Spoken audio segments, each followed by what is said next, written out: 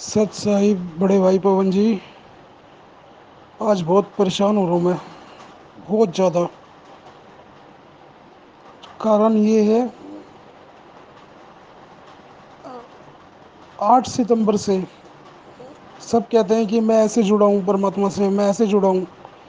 लेकिन आज तक मैंने कभी किसी के मुंह से ये नहीं सुना जैसे मैं जुड़ा हूँ। ये नहीं सुना। क्योंकि 8 सितंबर को, 8 सितंबर कह लो या 9 सितंबर कह लो, टाइम का मेरे को पक्का नहीं पता। रात का टाइम था। मुझे तो खुद मेरे कमरे में, मैं तो बल्कि दारू वारू पी के सोता था। दिन में भी पीता था। दिन में तो खैर कभी जब भी छुट्टी वाले दिन, उस दिन प्रकट हुए। ये पिछले 8 सितंबर की बात है, 2021 की। तब से ये आए। मेरे एक बाबा थे, वो इनकी छाती के अंदर समाये हुए थे, बिल्कुल पासपोर्ट साइज की फ़ोटो की तरह। क्योंकि मैं अपने बाबा को ही मानता था। और वो बताते थे, आज से 25-26 साल पहले उन्होंने मेरे को बताया था। बहुत छोटा था मैं जब, तब उन्होंने बताया था कि सतलोक के बारे में। वो सत साई बोलते थे। तो ये सब बातें मेरे दिमाग में थी। और जैसे इनके काफ़ी इनसे बातें में मिलती हुई मैच।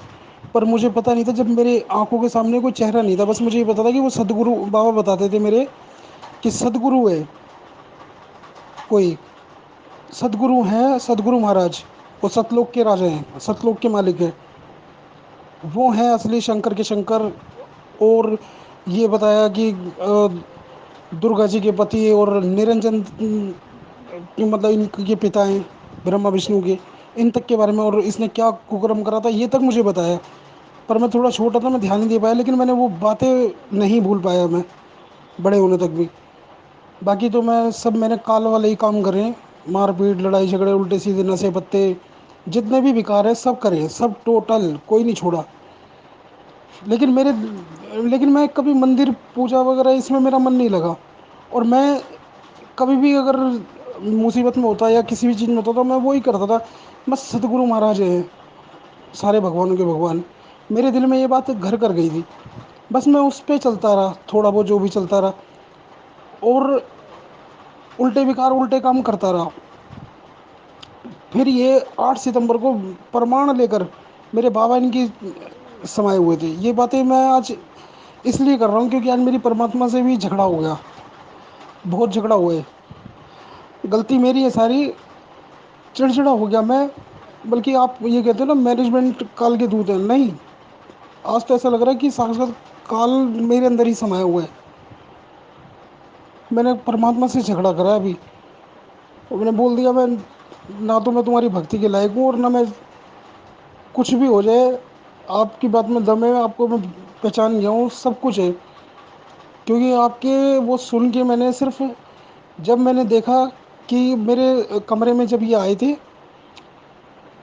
तो मैं बाबा को देख रहा हूँ और इनको देख रहा हूँ। मैं अपने बाबा से पूछ रहा हूँ, बाबा ये कौन है और तुम ऐसे क्यों? तो फिर इन्होंने कुछ नहीं बोला, ये मेरी तरफ मुस्कुराए और इन्होंने हाथ बढ़ा दिया। जैसे ही इन्होंने हाथ बढ़ाया, मैं इनके पास चला आया और इन्होंने मेरे को सीने से लगा लिया और मैं लग भी गया। और ये बिल्कुल हकीकत की बात है। और जब मैं इनको फिर उसके बाद, चलो ठीक है, जब मेरी आंखों के बाद में अंधेरा सा छा गया और मैं ढूंढ रहा हूँ कि ये कौन थे भी जो आए थे। और मैं अपने बेड पे से खड़ा हुआ था। मैं इसे सपना नहीं बोल सकता। फिर उसके बाद मैं दिन में भी पीने लग गया, 8 सितंबर के बाद। क्योंकि मेरे दिमाग में एक टेंशन चल गई थी कि बाबा तो ठीक है, वो तो मेरे बाबा थे, पर ये कौन थे?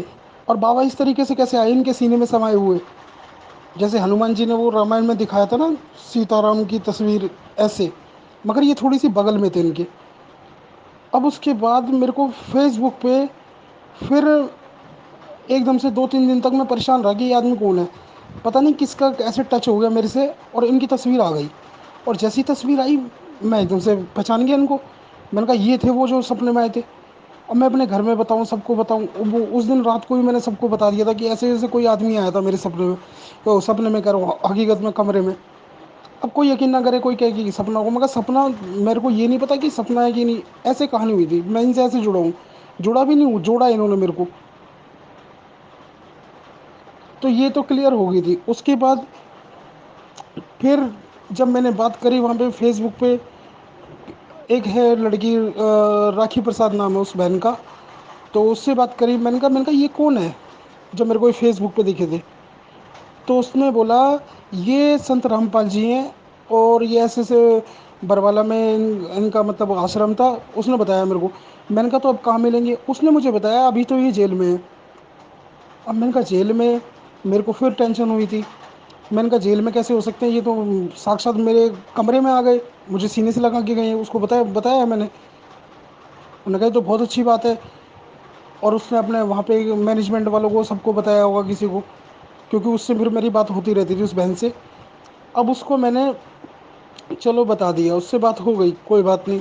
तब मेरे को इनका थोड़ा सा पता चला, फिर मेरे को आपका पता चला, शंका दामोदर वो वीडियो भी आ गई।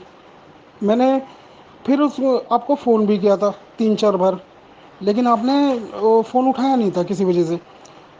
तो मेरे को ऐसा लगा, मैंने कहा यार ये बंदा कौन है, शंका समाधान वाला, और फ़ोन भी नहीं उठाता। मेरे मन में तो उस टाइम ऐसे ही आ रहा था, मुझे नहीं पता था आप इतने बिजी रहते हो, और आपको और भी बथेरे इतने फ़ोन आते रहते होंगे।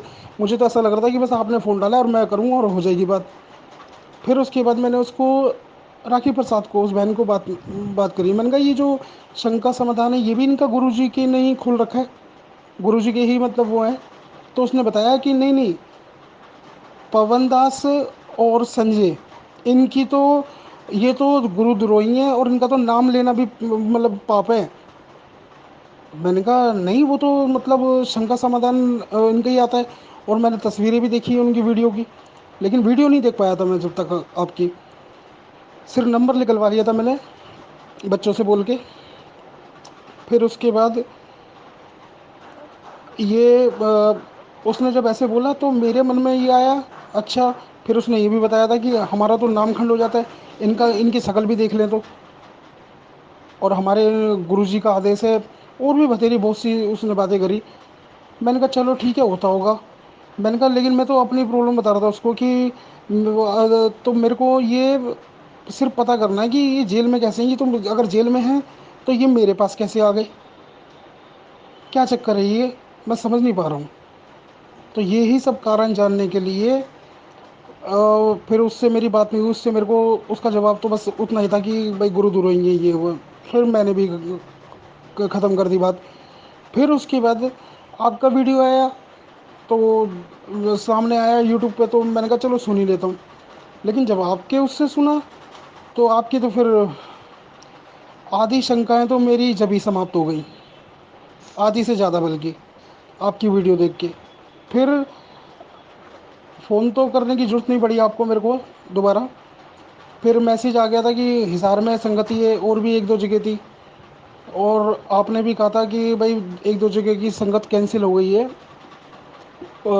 हम भी सब सारे भगत हिसार में जाना पसंद कर रहे हैं, क्योंकि गुरुजी वहाँ पर हैं। तो मैं भी आया था वहाँ पे शाम को।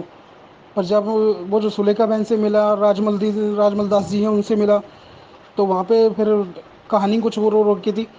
आप जी वहीं पे थे, लेकिन वो उनकी वजह से आपसे भी मिलने को वो था कि मेरे को भी उम्मीद थी दिल से, एक मालिक ने ही प्रेरणा करी थी कि आप मिलोगे मेरे को। पर वहाँ पे कहानी समझ के मैं समझ गया था, फिर उन्होंने मना ही कर दिया था साहब कि नहीं, पवन जी नहीं आए। वो सुलेखा बहन से वैसे ही पूछा था मैंने कहा पवन दास जी जो हैं वो आए हैं क्या, तो उन्होंने मना कर दिया था। फिर मैं कोई बात नहीं, वहाँ से दंडवत करके मालिक को निकल गया था। और भी 3 4 भगत भाई वहाँ मिल गए थे, हम सब निकल गए थे। मैनेजमेंट वाले एक दो बंदे हमारे पीछे भी आए थे, ऑटो तक पीछा करा था उन्होंने स्कूटी पे। कोई हिमाचल से भी आए थे, एक मतलब आंटी अंकल थे वो भी आए हुए थे। तो आंटी ने बोला कि उनसे पूछा था उस मैनेजमेंट वाले गुंडे ने कि कहाँ पर जाओगे, कहाँ रुकोगे अब तुम यहाँ से जाओगे तो। फिर उन्होंने कहा आपको क्या मतलब, ऐसे कुछ कहानी हुई। हालांकि मैं तो सोच रहा था, क्योंकि मैं इतना वो नहीं था, मैं तो सोच रहा था इसके धर दूँ और करूँ इसका भी काम सही। लेकिन वो तो, मैं तो हूँ ही ऐसा, मतलब जैसे सब थे पहले। फिर उसके बाद वहाँ से हम निकल गए थे, फिर हम अपने अपने रास्ते निकल गए सब। फिर वहाँ से 1 तारीख को एक यहाँ पे ब्यावर में संगति थी, वहाँ पे मैं आपसे बात करना चाहता था। मैं ब्यावर गया, मेरे को पक्का नहीं पता था आप मिलोगे वहाँ, लेकिन मेरे को अंदर से थी प्रेरणा कि मिलोगे।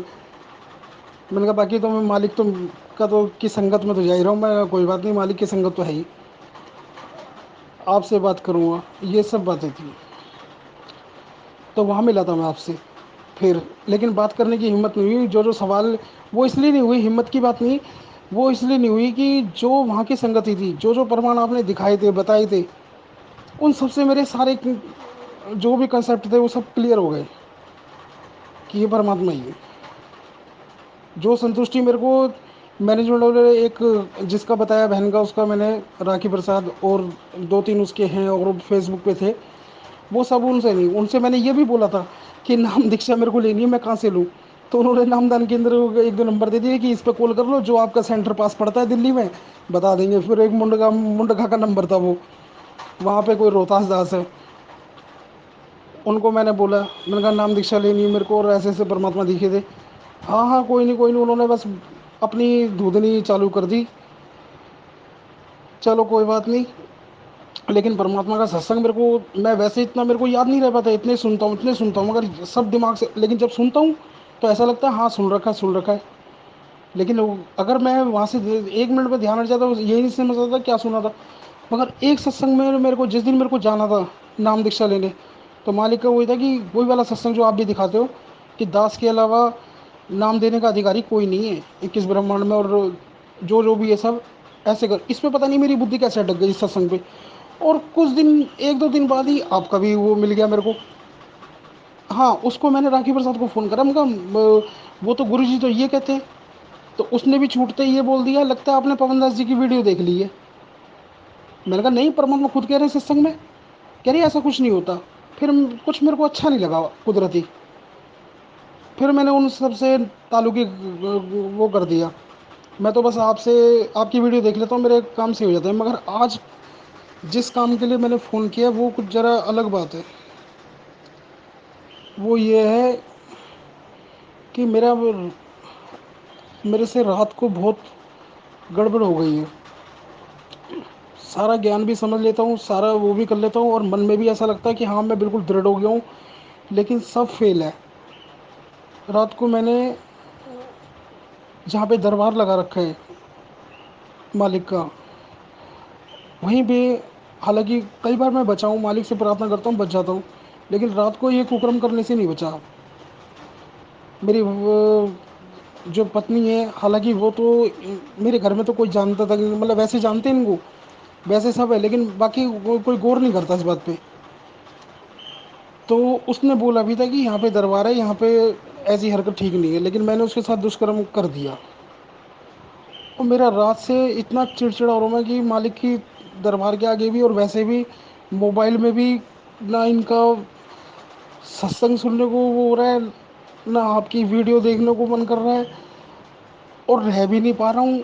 लेकिन शर्म इतनी आ रही है दरबार में, आज मैंने जोत लगाते वक्त भी पता नहीं कैसे, इतना पानी पानी हो रखा था, इतना पानी, कि इतनी शर्म कभी ज़िंदगी में किसी काम को करते वक्त नहीं आई जितनी आज आई है।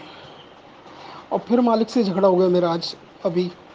मैंने कहा आपने इस काल को जो ब्रह्मांड दिए वो तो दिए, मगर ऐसी ये रजोगुण सतोगुण और ये तमोगुण, ये क्या है, ये ऐसा, ये चीज़ क्यों मालिक आपने करी।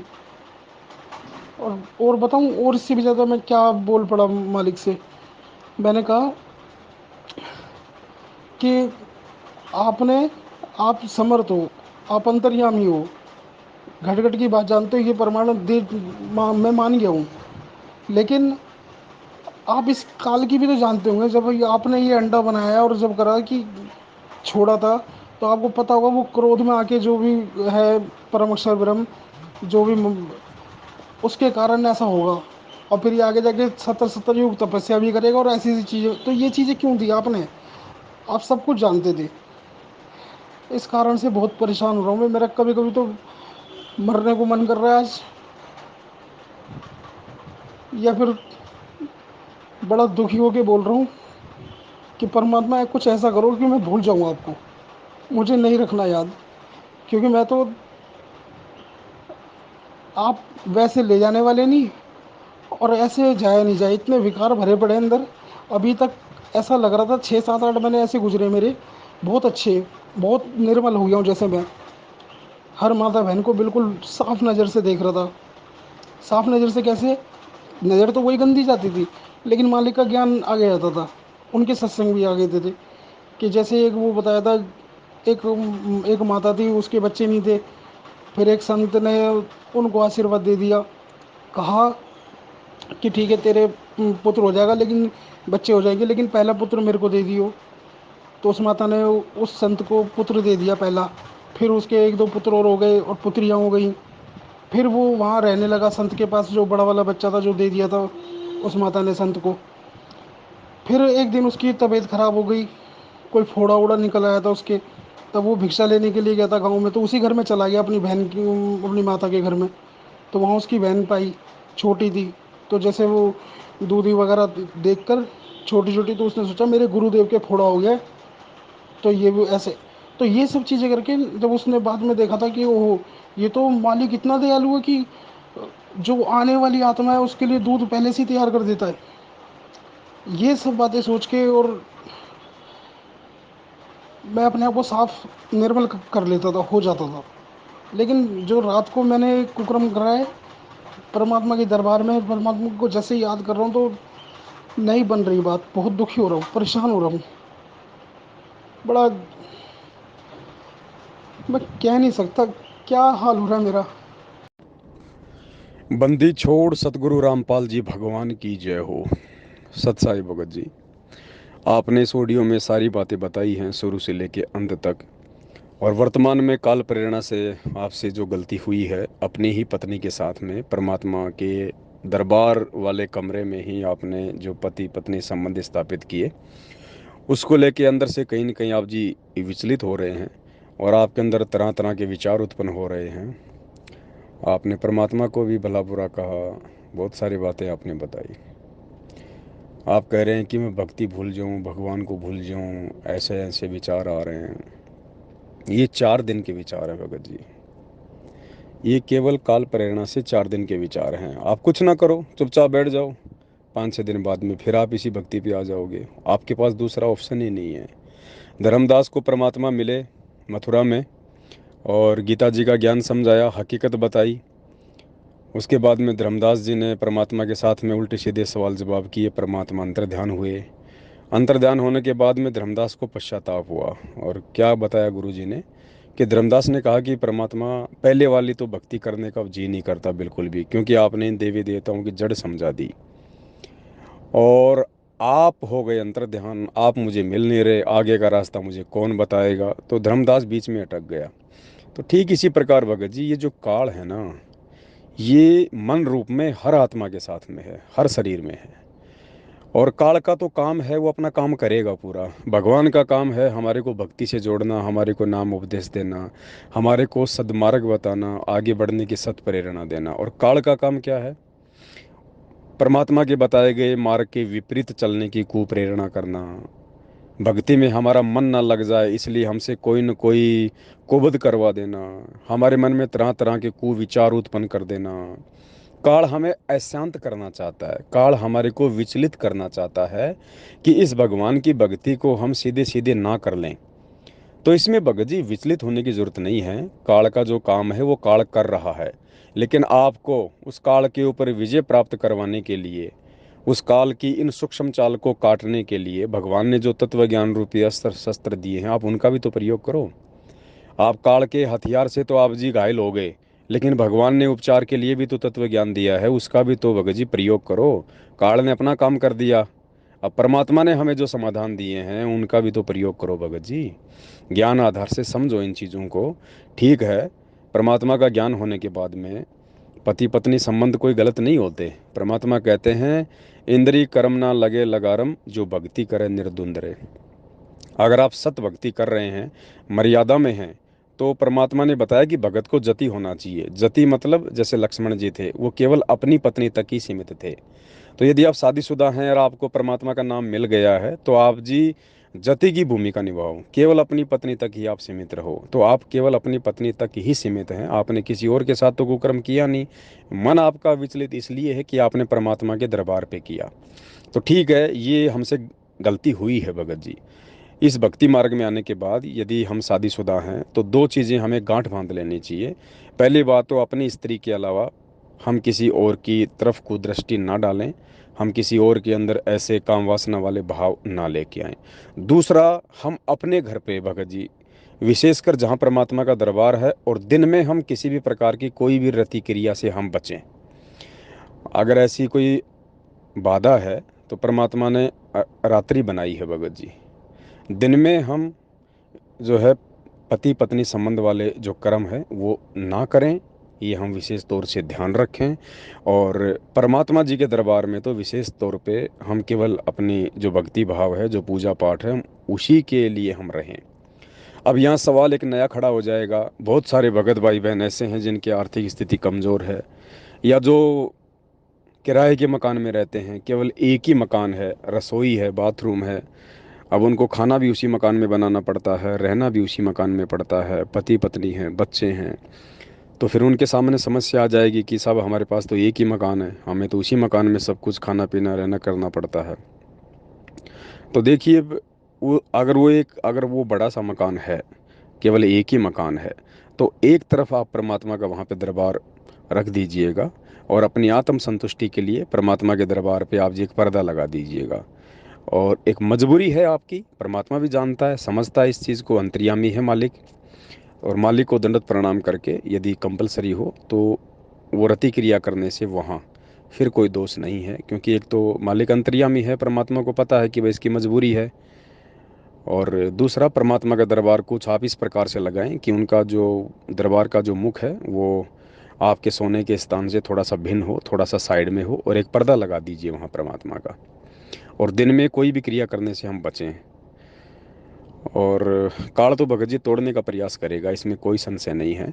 और देखिए, आपने कहा कि मेरे जो दादाजी थे वो गुरु जी के हृदय में पासपोर्ट साइज़ की फ़ोटो की तरह समाये हुए थे।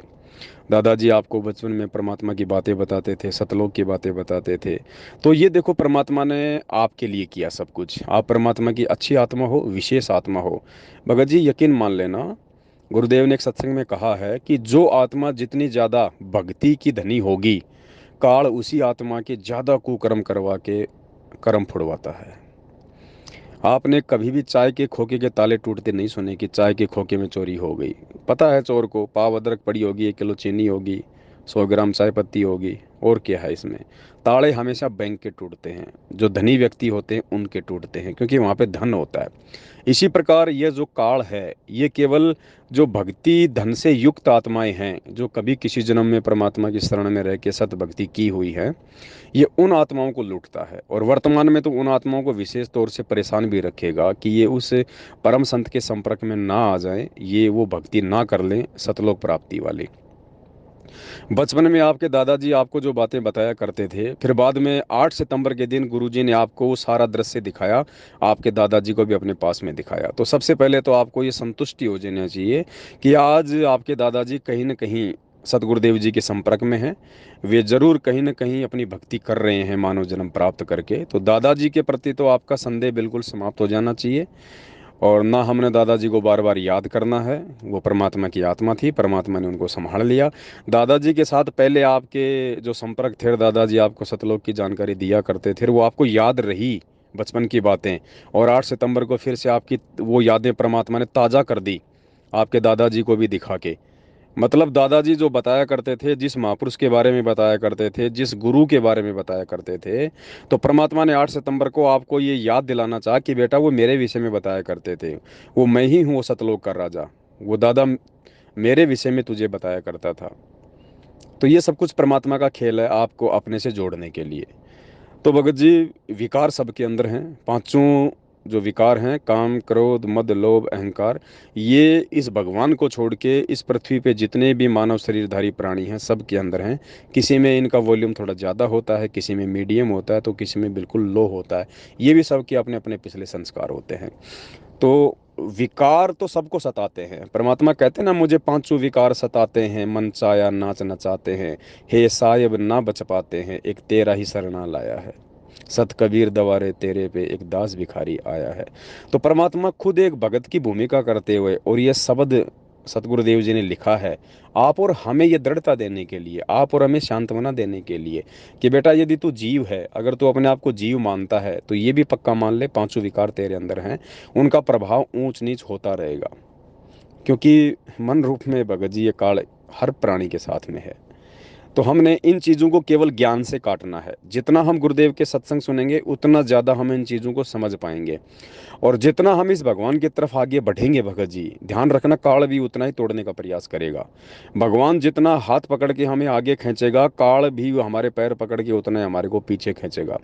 भगवान अपनी भक्ति दे के आगे बढ़ाएगा तो काल जो पांचों विकार हैं उनका दबाव बढ़ा के, आप पहले शराब पीते थे, आप पहले चोरी जारी करते थे, सारे कुकर्म करते थे, इस भक्ति में आने के बाद 2 4 5 महीने तो बिल्कुल शांत हो जाओगे आप, क्योंकि परमात्मा के आशीर्वाद का प्रभाव रहता है, सतगुरु के दर्शनों का प्रभाव रहता है, नई नई भक्ति से हम जुड़ते हैं, मंत्रों की जो क्रिया हमारे अंदर प्रतिक्रिया होती है। और उसके बाद जैसे ही साल 6 महीना में बीत जाता है, धीरे धीरे हम थोड़ा भक्ति में रुचि भी कम कर देते हैं, सांसारिक कामों में ज़्यादा व्यस्त हो जाते हैं, तो धीरे धीरे फिर मन का प्रभाव होना शुरू हो जाता है। जैसे कोई साफ़ सुथरा कमरा है, उसको गुरुजी कहते हैं 5 4 दिन तक आप उसको खोलो मत, बिल्कुल पैक करके रखो, चाहे शीशे लगा के।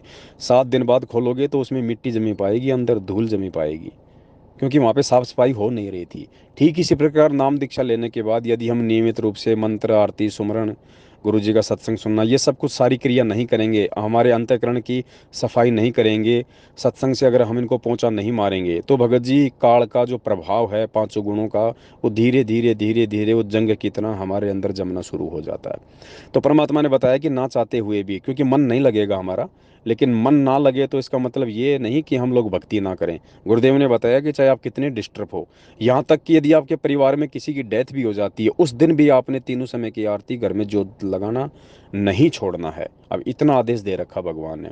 तो बाकी छोटी छोटी घटनाएं तो भगत जी होती रहेंगी, हमारे साथ भी होती हैं, आपके साथ भी हो रही हैं, और सबके साथ हो रही हैं। कोई ना बतावे तो इसका मतलब ये थोड़ी है कि वो किसी के साथ हो नहीं रही। आपने बता दिया तो ठीक है, कोई लोग नहीं बता पाते, कोई लोग ज्ञान आधार से उसका समाधान निकाल लेते हैं कि भाई ठीक है, काल का तो काम है हमारे को विचलित करने का, वो तो करेगा। और सारी बातों की एक बात है भगत जी, परमात्मा आ गए हैं, भगवान धरती पे हैं, 8 सितंबर को ही आए हैं, आपको आभास भी करवा दिया, और उन्होंने अपनी भक्ति भी दे दी है भगत जी। अब अगर कोई कमी रहेगी तो भगत जी हमारे स्वयं की रहेगी। देखो, अगर भगवान सुख ही सुख दे देगा तो भी परमात्मा को पता है कि कोई भक्ति नहीं करेगा, क्योंकि मालिक की खुद की वाणी है, सुख के माथे पत्थर पड़े जो नाम हृदय से जाए, बलिहारी उस दुख के ऊपर जो पल पल नाम रटाए।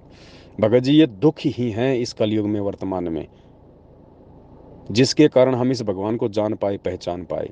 ये दुख ही हैं जो हमारी आत्मा ने भगवान को पुकारा, क्योंकि सुखों में तो ना आत्मा भगवान पुकारती है ना मन पुकारता है, मन तो पुकारेगा कहाँ से। इसलिए परमात्मा कहते हैं सुख के माथे पत्थर पड़े जो नाम हृदय से जाए, और बलिहारी उस दुख के ऊपर जो पल पल नाम रटाए। वो दुख भला जिससे गुरु जी याद आते रहें, परमात्मा की भक्ति याद आती रहे भगत जी।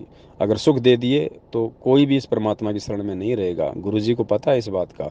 हम तो जीव हैं, हम तो सोच लेते हैं परमात्मा मेरा बस ये काम हो जाए, फिर तेरी भक्ति मैं अच्छे से करूँगा, डट के करूँगा, टाइम पे करूँगा। मालिक को पता है ना, जैसे सुख हो गया तुरंत मन बैठ जाएगा अंदर। वो तो अंतर्यामी परमात्मा है, हम तो जीव है, हम तो अपनी सोच आधार से सोचते हैं, लेकिन भगवान तो अंतर्यामी है, उनको तो आगे का दिखाई देता है। तो भगत जी ये विकार सबके अंदर हैं, मेरे में भी हैं, आप में भी हैं, बाकी जितने भी भगत हैं सबके अंदर, और जगत में तो हैं। इन विकारों पे काबू प्राप्त करने का तरीका परमात्मा की भक्ति है। जैसे भी आपसे हो, टूटी फूटी, थोड़ी बहुत ज़्यादा करते रहो, छोड़ो मत। और तीसरा, आपने जो कहा कि आपने काल क्यों बनाया, आपने मन क्यों बनाया, आपने ये विकार क्यों बनाए। देखो भगत जी बात ऐसी है, ये सृष्टि रचना का खेल है। सृष्टि केवल सतलोक में ही नहीं है। हमें सतलोक में परमात्मा क्यों लेके आए, परमात्मा ने सतलोक में अंडे से काल क्यों उत्पन्न किया, ये बहुत लंबी चौड़ी कहानी है। परमात्मा ने बताया 4 लोक हैं ऊपर, सबसे पहले अनामी लोक, फिर आगम लोक, फिर अलख लोक, नीचे का ये सतलोक है। भगत जी ऐसी बात नहीं है, पहले हम सतलोक से पहले हम लोग अलख लोक में थे, फिर हम लोग आगम लोक में थे, उससे पहले हम अनामी लोक में भी थे। हमने गलतियां की है वहां पे, क्योंकि हम आत्मा हैं, हम जीव हैं, हम भगवान नहीं हैं। लोग चाहे कोई भी हो, गलतियां हमसे होती हैं, ये हमारी फितरत है। हमने ऊपर के लोकों में जब हम रहा करते थे, हम सतलोक की तरह, तो भगत जी हमसे गलतियां हुई हैं, और परमात्मा हमें उन गलतियों का दंड देते हुए, हमें अपनी जानकारी करवाते हुए। देखो, सतलोक में यदि हम भगवान को भगवान मान लेते, सतलोक में यदि हमारे को पूर्ण तत्व ज्ञान होता तो भगत जी हम क्यों अपने भगवान से आस्था हटा के हम इस काल के चक्कर में आते? क्यों हम नीचे यहाँ पे धक्के खाते आज 21 ब्रह्मांड में गधे कुत्ते सुअर बन के? इसका मतलब सतलोक में हम थे जरूर, लेकिन हमें सतलोक में भगवान की जो पहचान होनी चाहिए थी ना, परमात्मा के गुणों का जो महत्व, जो जानकारी हमें होनी चाहिए थी ना, वो नहीं थी हमें। हम धोखा खा रहे थे वहां पे। क्योंकि सतलोक में इतने सुख हैं, आदमी कहाँ भगवान को याद करेगा, कहाँ भगवान को भगवान मानेगा? यहाँ कोई सरपंच बन जाए, उसको कह दो गुरु जी से नाम ले लो, बोलेगा अरे कहाँ किस नास्तिक के फंस गया तू, मेरे को और बर्बाद करेगा। और सतलोक में, सतलोक में तो ये मालिक कहते हैं चार मुक्ति जहाँ चंपी करती माया होरी दासी। ये ब्रह्मा विष्णु महेश से बड़ी बड़ी शक्तियाँ तो वहाँ पे हमारे पैरों के नाखून साफ करती हैं। तो वहाँ पे हम कैसे उस भगवान को पहचान लेते? सुख मिल रहे थे हमें वहाँ पे। एक धनी जो बेटा होता है वो अपने बाप को नहीं समझ पाता, वो सोचता है बस ऐसे ही होता है, सबके माँ बाप ऐसे सबको ऐसे लाभ देते हैं, ऐसी सबको मौज मस्ती मिलती है। लेकिन जो एक गरीब तबके तबके का जो लड़का है, जो सुबह कमाता है, शाम को बड़ी मुश्किल से 2 रुपये लाता है और खाता है, अपने बच्चों को खिलाता है, उसको पता है कि धन का महत्व क्या है। जिसके बाप नहीं है, जो खुद फिर मेहनत करता है, परिवार चलाता है, उसको पता है कि बाप का महत्व क्या है। तो सतलोक में हमें अपने गुरु जी के महत्व का नहीं पता था। तो ये महत्व याद दिलाने के लिए कि भगवान क्या वस्तु होती है, भगवान क्या है, भगवान के क्या गुण हैं, भगवान को किस भाव से देखना चाहिए, भगवान की कैसे पूजा करनी चाहिए, तो ये सारी चीज़ें हमें याद दिलाने के लिए, हमें आभास करवाने के लिए। कहीं हमने गलती, हमने कोई सतलोक में गलती थोड़ी करी है भगत जी। हमने ऊपर के लोकों में जब हम रहा करते थे वहां भी हमने गलतियां की हैं, जिसकी सजा पाते पाते पाते पाते हम सतलोक में आए। सतलोक से फिर परमात्मा ने हमारे को इस 21 ब्रह्मांड में भेजा, और आज हमें वास्तव में उस परमात्मा के महत्व का, उसके गुणों का ज्ञान हो रहा है। इस काल भगवान के द्वारा दंडित किए जाने के बाद आज हम इतने दुखी, इतने परेशान। कोई, किसी का पैर कटा पड़ा है, किसी की आंख खराब है, किसी का कान खराब है, किसी के बच्चे घर से बाहर निकाल रहे हैं, कोई आर्थिक दृष्टि से दुखी है, कोई अपने पति से दुखी है, कोई अपनी पत्नी से दुखी है, कोई समाज से दुखी है, कोई काम धंधे से दुखी है, कोई बीमारी से ग्रस्त है। आज पता चल रहा है हमें, और आज भगवान ने आके फिर हमारी सुध ली, और आज भगवान ने हमें सृष्टि रचना सुनाई, परमात्मा ने अपने अपने गुणों का हमारे को ज्ञान कराया। तो आज हमें पता चल रहा है ना इस बात का कि भगवान क्या वस्तु होती है। आज हमें कालकार भगवान का, दोनों का डिफरेंट पता चल रहा है ना, कि काल कौन है और वो भगवान कौन है। तो भगत जी आज हमें परमात्मा की महत्वता का पता चल रहा है, और ये महत्वता हमें याद रहे। हम सतलोक में जाएंगे तो भी हमें ये महत्वता याद रहेगी, फिर हम दोबारा कभी जिंदगी में गलती नहीं करेंगे। तो यहाँ से जो हम सबसे नीचे कैटेगरी में हम लोग आ चुके हैं आज 21 ब्रह्मांड में, आज परमात्मा हमें यहाँ से और अपनी जानकारी करवा के, अपने यानी स्वयं के यानी भगवान के गुणों का महत्व बता के, ताकि हमें याद रहे, हम फिर से धोखा ना खाएं, हम फिर से किसी के चक्कर में ना आए, हम केवल अपने परमात्मा की शरण में रहें, भगवान से बढ़ के हम किसी को ना माने, किसी को ना देखें। आज इस पृथ्वी लोक पे परमात्मा हमारी रिहर्सल करवा रहा है वो सारी। और जब हमें ये सब कुछ हमारी, क्योंकि देखो भगत जी कोई भी चीज़ होती है ना वो आत्मा ने स्वीकार करनी होती है। शरीर तो आज इंसान का है, कल छूटेगा, दूसरे इंसान का मिल जाएगा। ये शरीर से कोई लेना देना नहीं है। शरीर का तो काम केवल इतना है कि इसमें आत्मा प्रवेश है और हम केवल भक्ति कर पा रहे हैं। अंदर से परमात्मा आत्मा को रिचार्ज करता है, आत्मा को रिचार्ज करता है परमात्मा। जैसे भगत जी मान लीजिए 2 मोबाइल हैं, एक मोबाइल आपका फूट गया, और जब मोबाइल फूटा उस समय उसकी बैटरी 70% चार्ज थी। अब मोबाइल तो फूट गया, मोबाइल समझ लो ये शरीर है, और अंदर से जो बैटरी है वो समझ लो आत्मा है। तो जब वो मोबाइल सही था, हमने उसको चार्ज किया और 70% तक वो चार्ज हो गया था। किसी कारण से मोबाइल घर की छत से नीचे गिर गया, वो फूट गया, किसी काम का नहीं है। अब हम यदि उस मोबाइल की बैटरी को निकाल के ठीक उसी दूसरे मोबाइल में डालेंगे, तो भगत जी बैटरी तो 70% ही दिखाएगा। ठीक इसी प्रकार हमारे जो ये शरीर हैं, ये भगत जी हमें नए नए मिलते रहते हैं, लेकिन अंदर से परमात्मा जो अपनी आत्मा को चार्ज कर देता है भक्ति से, बीच बीच में मिल के नाम दीक्षा दे के, वो जिस स्तर पे चार्ज हो जाती है वो उतनी चार्ज रहेगी। तो इसी प्रकार परमात्मा ने आत्मा को चार्ज करना है, और ये आत्मा भगत जी, परमात्मा यदि हम नियमित भक्ति करेंगे, मर्यादा में रहेंगे, इन विकारों से ज्ञान को आधार बना के हम लड़ेंगे, तो हमारी बैटरी चार्ज होती जा रही है, आत्मा चार्ज होती जा रही है। और आत्मा जब फुल चार्ज हो जाएगी, और आत्मा उसी समय फुल चार्ज हो जाएगी, सबसे पहले तो गुरु को भगवान माने, गुरु के अलावा किसी में भी कोई आस्था ना रखे। परमात्मा कहते हैं गुरु सेवै कोई चतुर सयाना, गुरु पढ़तर कोई और नाना। गुरु के समान दूसरा कोई नहीं होना चाहिए। ये कागज की फोटो, ये दाढ़ी मूछ वाली फोटो, जब तक ये हमारे दिलो दिमाग से और हमारे घरों से नहीं हटेगी, तब तक तो हमारी भक्ति भी नहीं चलेगी। और जिस दिन हमारी आत्मा फुल चार्ज हो जाएगी, फिर परमात्मा हमें सतलोक ले जाएंगे। अब सतलोक जाने के बाद भगत जी फिर ऊपर की भक्ति करनी है, ये थोड़ी कि सतलोक फाइनल है। सतलोक का केवल इतना महत्व है कि सतलोक जाने के बाद में आपको कोई दुख नहीं, कोई तकलीफ नहीं, कोई दर्द नहीं, कोई परेशानी नहीं। आपकी इच्छा है आप ऊपर जाके ऊपर के लोगों की भक्ति करना चाहते हो या नहीं चाहते हो। अगर ऊपर के लोगों की भक्ति करना चाहते हो तो सतलोक से ऊपर जो लोक है, अलख लोक, उसमें भगत जी उतने सुख हैं जितना 21 ब्रह्मांड की तुलना में सतलोक में सुख है। आज यहाँ 21 ब्रह्मांड में देख लो क्या सुख है, इससे कितने गुना ज्यादा सुख आपको सतलोक में मिलेंगे। ठीक ऐसे ही सतलोक से ज्यादा सुख फिर ऊपर के लोक में है, अलख लोक में।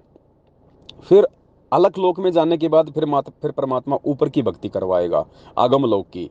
अब आगम लोक में जाने के बाद फिर परमात्मा अनामी लोक की भक्ति करवाएगा, जो सबसे ऊपर का लोक है। जिस समय परमात्मा ने हमें सर्जित किया था, आत्माओं का सर्जन किया था, तो अनामी लोक में जाने के बाद भगत जी फिर हमारा फाइनल स्टेज आ जाती है। यानी वहां जाने के बाद फिर हमारा जन्म मृत्यु सदा सदा के लिए परमात्मा समाप्त कर देता है। जिस शब्द से परमात्मा ने आत्मा की उत्पत्ति की थी, परमात्मा उस आत्मा को वापस अपने उसी शब्द में समा लेता है।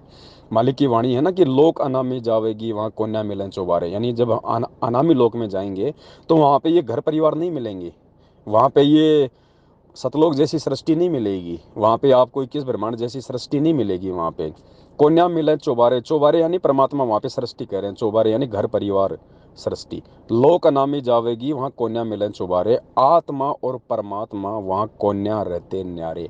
यानी सतलोक में जाने के बाद में आत्मा का परमात्मा से भिन्न स्वरूप नहीं होता है। आत्मा को परमात्मा अपने शब्द में समा लेता है, सदा सदा के लिए आत्मा के अस्तित्व को ही समाप्त कर देता है परमात्मा। अनामी लोक से नीचे जितने भी लोक हैं, आगम लोक हैं, अलग लोक हैं, सतलोक हैं, 21 ब्रह्मांड है, यहाँ आत्मा और परमात्मा दोनों का भिन्न भिन्न भगत जी स्वरूप है। तो भगत जी इस भक्ति को समझो और परमात्मा के मकसद को समझो। काल तो हमें विचलित करेगा। परमात्मा ने क्या कहा कि कोई पागल कुत्ता है। अब पागल कुत्ता है तो पागल कुत्ते का तो काम है भगत जी भौंकना, हो सकता है वो काट भी ले।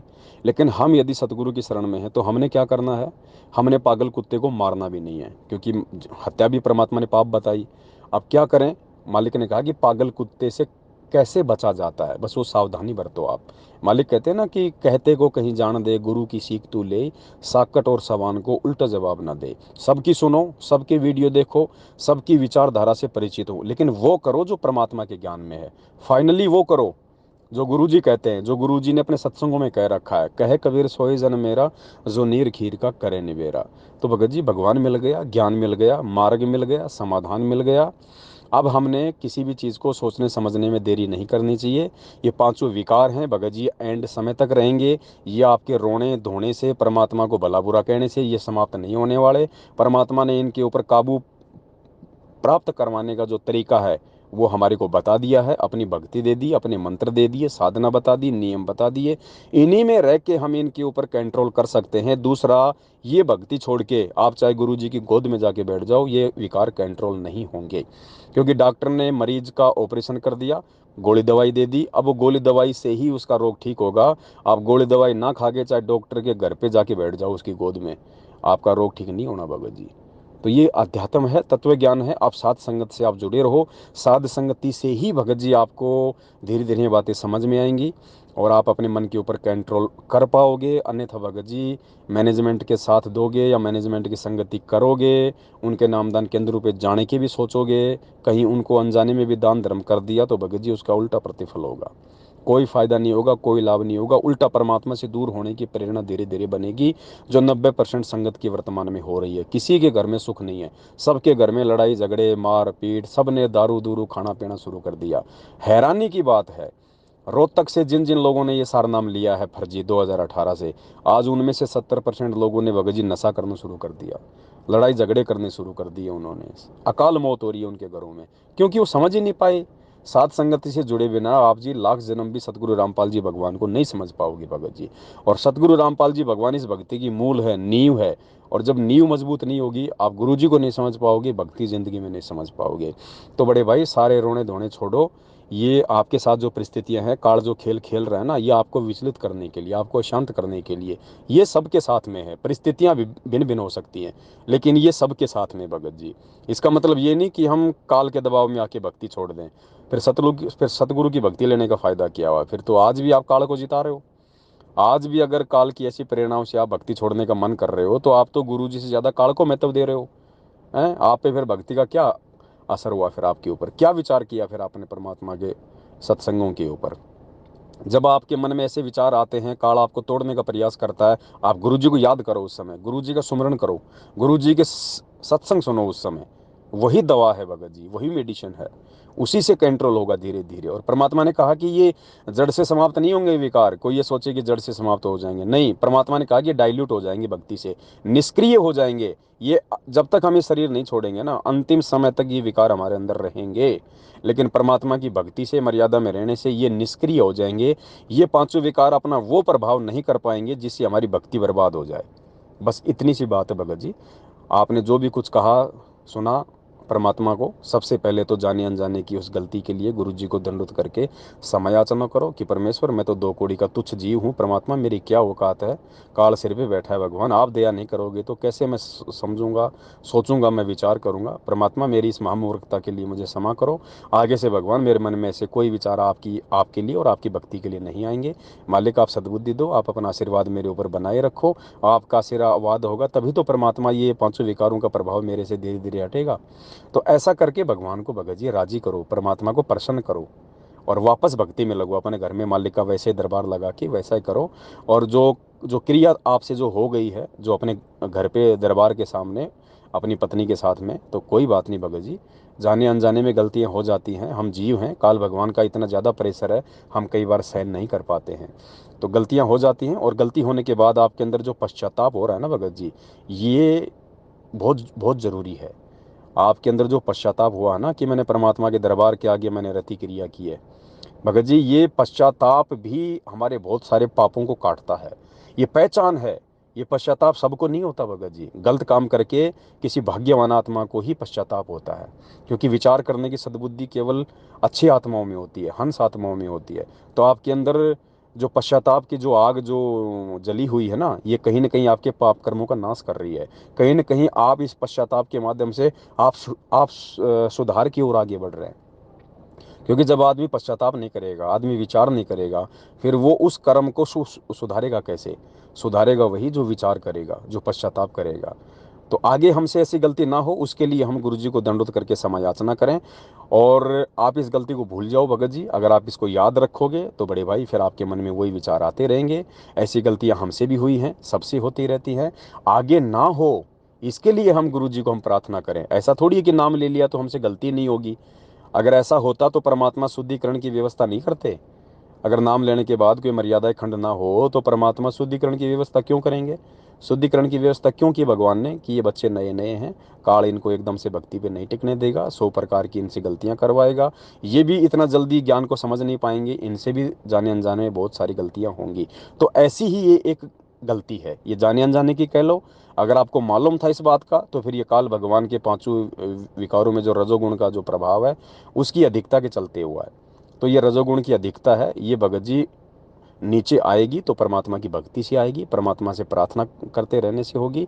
और आपसे ये गलती हुई तो इसके लिए आप गुरु जी से समायाचना करो। और आगे से अब आपको ध्यान पड़ गया, आगे से हमने ये गलती नहीं करनी है। पति पत्नी अपना जो कर्म है वो करें, परमात्मा ने मना नहीं किया, लेकिन उसकी एक मर्यादा है भगत जी, उस आधार से हम करें। तो एक तो दिन में हम बिल्कुल भी रतिक्रिया ना करें, और दूसरा संभव हो तो परमात्मा के दरबार में हम बिल्कुल भी ना करें। अलग से जैसी भी अपनी व्यवस्था हो आप जी उसको जो है वो देख सकते हैं। बस दास की केवल इतनी सी प्रार्थना है। बाकी मन में अगर इस चीज़ का अगर मलाल रखोगे तो भगत जी ना तो भक्ति कर पाओगे और ना काल आपको ढंग से बैठने देगा। और कोई भी गलत कदम उठाने से पहले सोच लेना भगत जी, ये शरीर है तो भक्ति है, शरीर नष्ट हो जाएगा भक्ति नहीं होगी। फिर परमात्मा शरीर से भक्ति करवाएगा, आत्मा शरीर में प्रवेश है।